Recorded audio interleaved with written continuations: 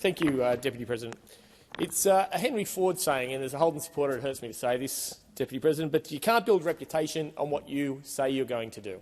Your reputation is built on what you've done. And there's lots of words that come up here about what we're going to do for workers, and I agree with those on the other side. Mr. President, I know that while we're talking, Kellogg's has Snap, Crackle and Pop from the rice bubbles. Over here we've got Shout, Whinge and Heckle on the other side, so we've got our own very own version of that. But what we have going forward is a party that talks the highlights. And who cannot stand up here and say a employer that intentionally steals money should go unpunished? That is right. But it doesn't take 700 pages of legislation to do that.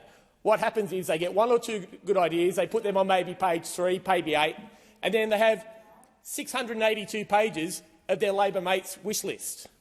Now, that's what we get here. In this government, it is virtue signalling, virtue washing what they're really doing over what they say they're doing. And we cop it everywhere.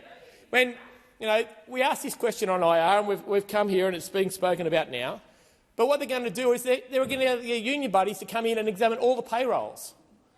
What do I do if I'm working in a place and I have a medical situation and I have sick leave and I have that and I don't want it disclosed, to keep that private? Nothing here. They can walk in, they can demand to see the records, they can see my private records, even though I'm not a member, they can see my personal information. That has to be a carve-out. It is overreach again. When we talk about theft of wages being a potentially good thing, I come from the Hunter Valley. There is a mob up there, Glencore. I don't support coal mining in the Hunter to put money in Swiss bank accounts. I support putting money in the workers and the people that mine the coal. And if it was just that, there would be merit in it. But again, they go too far. And we get back to what we really see time and time again with this government. Pick one or two things that will benefit and put 200 things that will hurt. And the cry, we're getting wages moving again. They have. This government, Deputy President, holds the record for the lowest real wage loss in December of last year. They get wages moving, they're getting them backwards. That's the record they hold, because they don't want to tell the whole story. And we get back to why. And it's about mates. It always comes down to mates. We do things that benefit the union industry super funds. We do things that benefit our union mates getting this sign up. They want everyone unionised so they can have this coverage over every business. They're already going to own every business with their super fund, so that'll be a conflict that comes up sooner or later when they're making laws that hurt their own other friends. But the other question today was on Qatar and on the flights and the restriction of competition in this industry. And I understand why they aren't worried about the lack of competition, why they're worried about flight costs. Because you don't need more flights when you've got 34 Squadron on speed dial. I'll have another Sparjet to here, I'll have another Sparjet to there. You don't worry about the price of flights when the taxpayer picks up the bill and the loadmaster picks up your golf clubs. Because this is what's going on here. It is, again, don't worry what's going on in the world, you've never had it better.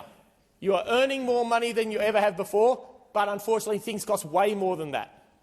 We are going to fix all of these things where, you won't have your wages stolen in those small instances of case. Great thing there. But everyone will have access to your private information, a union body, not like a work ombudsman, not like this. It is overreach. So Henry Ford again, you can't build a reputation on what you are going to do. Your reputation is built on what you do. And this government has failed at that everywhere, from energy to IR to competition policy to just about everything, to the voice, the other question that came up today. It is dividing the nation. Leadership in all of these areas is about bringing people together, but what we get on every piece of ledge is dividing people, and it isn't good enough. So, what do? We go around the world and we work out what sort of things do we have to do our mates. If I paint something on the sign for a pet project, is that worth cutting another airline out of Australia? It appears so. If I get $2 million for a campaign, is it worthwhile allowing destruction of environmental lands, of farming lands, of this sort of stuff? I think so. It's time to govern in the best interest of all Australia, not our mates.